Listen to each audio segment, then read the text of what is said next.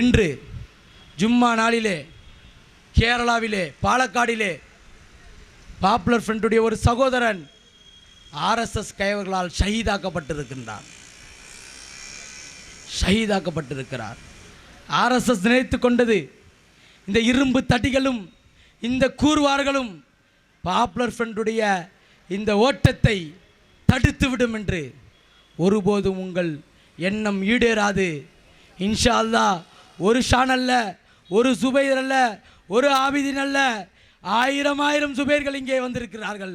1000 சுபைர்கள் இந்தியாவிலே தயாராகி கொண்டிருக்கிறார்கள். மரணத்திற்காக, வாழ்வுக்காக அல்ல. நீயா நானா என்று உன்னை நேருக்கு நேர் சந்தித்து இரத்த சாட்சியாக தன்னுடைய இறைவனை சந்திப்பதற்காக 1000 இளைஞர்கள் ஆர்எஸ்எஸ் கையவர்களே உங்களுக்கு எதிராக இன்று உருவாகி கொண்டிருக்கின்றார்கள்.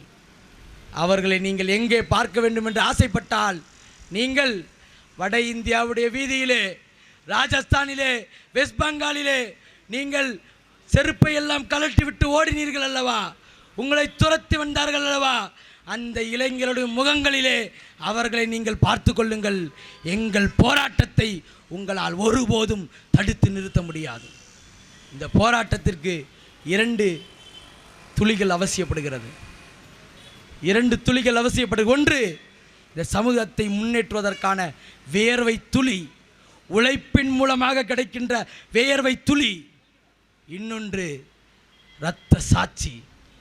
இறைவனின் பாதையிலே அசத்தியத்துக்கு எதிராக, குஃப்ருக்கு எதிராக, ஆர்எஸ்எஸ்க்கு எதிராக இந்த போராட்ட களத்திலே எங்கள் இரத்தங்களை அல்லாஹ்வுடைய பாதையில் சிந்துவதன் மூலமாக இந்த முஸ்லிம் சமுதாயத்திற்கு விடுதலை கிடைக்கும் என்பதை நாங்கள் உறுதியாக நம்புகின்றோம்.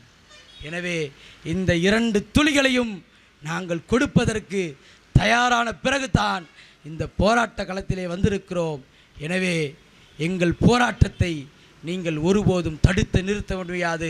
ஒரு காலம் வரும் ஆர்எஸ்எஸ்ஸா அல்லது பாப்புலர் ஃப்ரண்டா என்று 2ம் நேர்கோட்டிலே சந்திக்கின்ற ஒரு காலம் வரும். அன்று இன்ஷா அல்லாஹ் எதையெல்லாம் என் சமூகத்திற்கு நீங்கள் கொடுத்தீர்களோ அதையெல்லாம் உங்களுக்கு திருப்பி கொடுக்கின்ற ஒரு காலத்திற்காக காத்திருக்கிறோம். வாஹிர் தௌனா அல்ஹம்துலில்லாஹி ரப்பில் ஆலமீன். அஸ்ஸலாமு அலைக்கும் வரஹ்மத்துல்லாஹி வபரகாத்துஹு.